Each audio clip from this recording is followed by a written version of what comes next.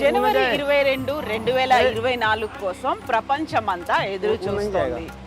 అయోధ్యలో రామ జన్మభూమి రామ్ లల్లా ప్రాణ ప్రతిష్ఠ ఎప్పుడు జరుగుతుంది అనేది వందల ఏళ్ల ఎదురు చూపుల తర్వాత ఏళ్ల తరబడి పోరాటాలు, దశాబ్దాలుగా ఉద్యమాలు చేశారు. వీటన్నిటి తర్వాత 2024 జనవరి 22న అయోధ్య రామ జన్మభూమిలో రామ్ లల్లా విగ్రహానికి ప్రాణ ప్రతిష్ఠ జరగబోతోంది.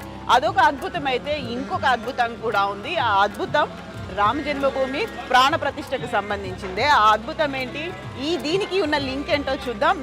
ఇప్పుడు మనం ఉన్నటువంటి ఈ షెడ్ ఆ రోజు భక్తుల కోసం ఆహార సదుపాయాలతో పాటుగా వారికి అవసరాలు అన్నీ తీర్చడానికి ఉన్నటువంటి ఒక గోడౌన్లో మనం ఉన్నాం.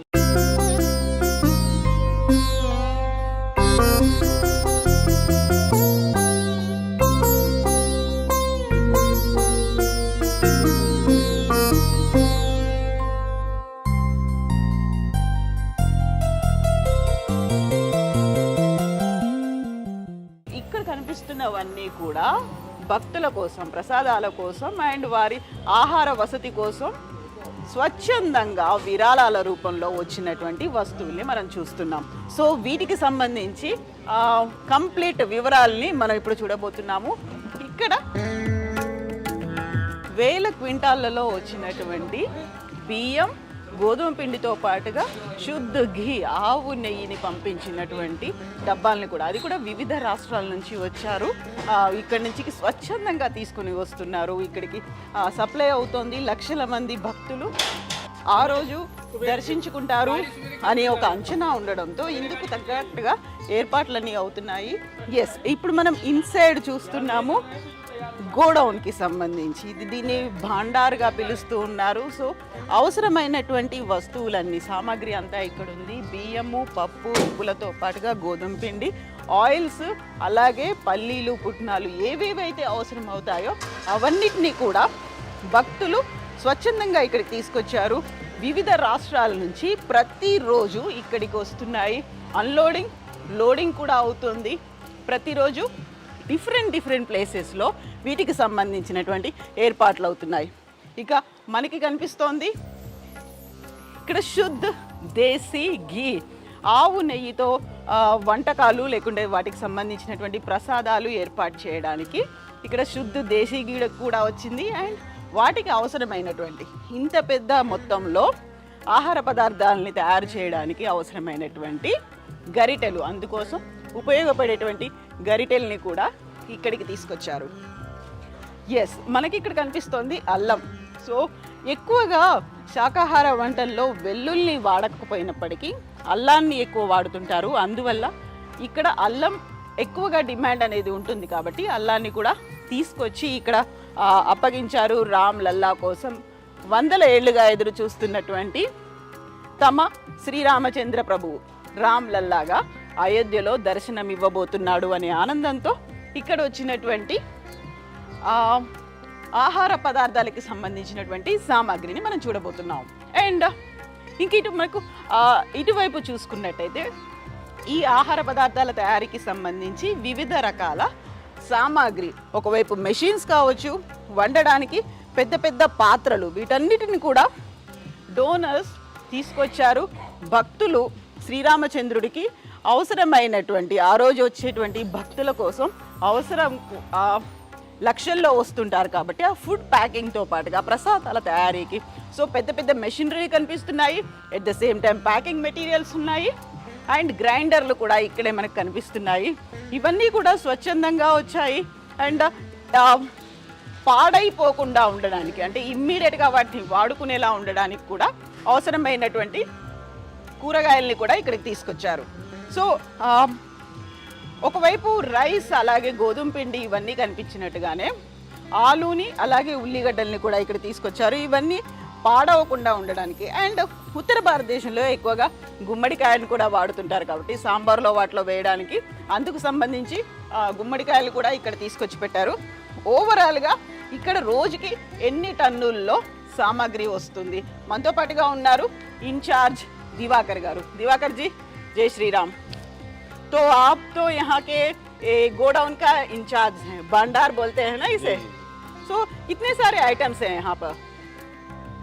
यह प्राण प्रतिष्ठा का जो समारोह 22 जनवरी को है, यह उसका केंद्रीय भंडार गृह है। केंद्रीय भंडार गृह में हिंदू समाज ने, क्योंकि हिंदू समाज के लिए यह गौरव का दिवस है और बड़े स्वाभिमान का विषय है हिंदू समाज के लिए कि मर्यादा पुरुषोत्तम भगवान राम अपने भवन में 500 वर्षों के संघर्ष के पश्चात विराजमान होने जा रहे हैं। हिंदू समाज ने पूरे देश भर से जो कुछ भी जिससे श्रद्धा भक्ति से जो बन पड़ा है वो यहाँ पर समर्पित किया है। तो जितने भी भंडार में जो भी पदार्थ है, खाद्य सामग्री है, यह हिंदू समाज ने समर्पण किया है, श्रद्धा पूर्वक भेजा है। तो देश के कोने कोने से यह सामग्री आई है। मर्यादा पुरुषोत्तम भगवान राम के ननिहाल, कौशल्यापुरी, रायपुर से ये पूरा विभिन्न प्रजातियों के चावल का पूरा उधर विभिन्न प्रकार, पीछे पूरा विभिन्न प्रकार के प्रजातियों का चावल है। विशिष्ट प्रकार का चावल भोग प्रसाद यह जो है दिया जाएगा। तो ఇక్కడ ఒక కీలకమైనటువంటి అతి ముఖ్యమైనటువంటి ఇంట్రెస్టింగ్ అంశం కూడా కనిపిస్తుంది. మనం చూసాము మిథిలా నుంచి, జనక్పురి నుంచి సీతామయ్య అక్కడ పుట్టింటి నుంచి వచ్చినటువంటి సామగ్రితో పాటుగా ఇక్కడ రఘునందనుడు, శ్రీరామచంద్రుడు, తన మాతృమూర్తి కౌసల్య రాయ్పూర్ అంటే ఛత్తీస్గఢ్ కి రాష్ట్రానికి చెందింది కాబట్టి అక్కడి నుంచి కూడా వచ్చినటువంటి ప్రత్యేకంగా వచ్చినటువంటి సామాగ్రి అంతా ఇక్కడ కనిపిస్తుంది. అంటే అక్కడ బియ్యంతో పాటుగా నూనె అంటే నెయ్యి ఇవన్నీ కూడా అక్కడి నుంచి పంపించారు ప్రత్యేకంగా అక్కడి నుంచి. అంటే రాముల వారికి అమ్మమ్మ తరఫు నుంచి కూడా వస్తున్నటువంటి కానుకల్ని మనం ఇక్కడ చూసుకోవచ్చు. వీటన్నిటిని భక్తులకు అందించడానికి రెడీ చేశారు. ఇప్పుడు మనం చూస్తున్నవి ఇవన్నీ కూడా ఛత్తీస్గఢ్ నుంచి వచ్చినటువంటి సామాగ్రి కనిపిస్తోంది. సో दिवाकर जी, ये सब क्या है? यहाँ तो बड़े बड़े मशीनरी भी है। दिल्ली में एक मंदिर है, मंदिर से यह सामग्री भेजी गई है। यह बड़े भारी संख्या में लोग आएंगे, यहाँ लाखों लाख की संख्या आएगी राम भक्तों को। तो उनको यांत्रिक व्यवस्था के अंतर्गत भोजन सामग्री बने, अतिशीघ्र बनने, इसलिए शीघ्रता से बन जाए, सबको उपलब्ध हो जाए, उसकी जो गुणवत्ता है गुणवत्ता भी बनी रहे। और क्वालिटी बोलते हैं, गुणवत्ता को ही हम क्वालिटी बोलते हैं। तो यह भी बना रहे, इस सब के लिए यह पात्र हैं, यह मशीनें हैं, समय पर सबको सुस्वाद युक्त सब प्राप्त होता रहेगा। और राम भक्त जो भी आएंगे यहाँ निवास से लेकर के भोजन प्रसाद से लेकर के हर एक तरह की उनको पूरी व्यवस्था यहाँ प्राप्त हो। సో ఇవన్నీ ఒక ఢిల్లీలో ఉన్నటువంటి ఒక టెంపుల్ నుంచి వచ్చాయి. కేవలం అక్కడ ఉన్నటువంటి వ్యక్తుల నుంచి, భక్తుల నుంచే కాదు, దేవాలయాల నుంచి కూడా ఇక్కడికి ప్రత్యేక సామాగ్రి వస్తోంది. భక్తులకి తొందరగా అతి శీఘ్రంగా ప్రసాదాలని అందించడం, ఇక్కడ అన్న ప్రసాదాలని అందించడంతో పాటుగా దేవుడికి సమర్పించేటువంటి భోగ్, వీటన్నిటి కోసం కూడా ఈ మెషినరీ ఉపయోగపడుతుంది. ఇది ఢిల్లీ నుంచి తీసుకొచ్చారు. And at the same time ఎంత తొందరగా అయితే చేయాలో అంతే క్వాలిటీ మెయింటైన్ చేయాలి కాబట్టి ఈ మెషినరీ ఉపయోగపడబోతోంది. సో हम यहाँ पर देख रहे हैं आलू, सब्जी भी है, ये सब है ना? ये सब कितने दिन रहेंगे यहाँ पर? आता रहेगा, जाता रहेगा। हाँ। यहाँ जो 22 स्थानों पर भोजनालय प्रारंभ हो गए हैं, हमारे जो देश भर से कार्यकर्ता 10,000 से ऊपर यहाँ आ गए हैं व्यवस्था की दृष्टि से पूज्य संतों की सेवा के लिए। जो यहाँ टेंट सिटी में, टीन सिटी जो बनी है, वहाँ पूज्य संत आएंगे, निवास करेंगे, उनकी सेवा के लिए पूरे देश भर से 10,000 से ऊपर कार्यकर्ता आ चुके हैं। सो तीर्थ क्षेत्रपुरम ही है ना? तीर्थ क्षेत्रपुरम, ओके। तो वहाँ भी जा रहा है यहाँ से? हाँ जी जाइए, बहुत ही अच्छा। नहीं, ये सब सामान वहाँ भी जा रहा। हाँ, ये सामग्री सब जगह जितने भी स्थानों पर, मणिराम छावनी है, कारसेवकपुरम में और तीर्थ क्षेत्रपुरम में और अन्य स्थानों पर जहाँ भोजनालय प्रारंभ हो गए हैं, वहाँ ये सब सब्जियाँ जा रही हैं। अभी सब्जी आई है, ये सब्जी तो आलू है, कोल्ड स्टोरेज से आई है, ये तो नहीं खराब होगी।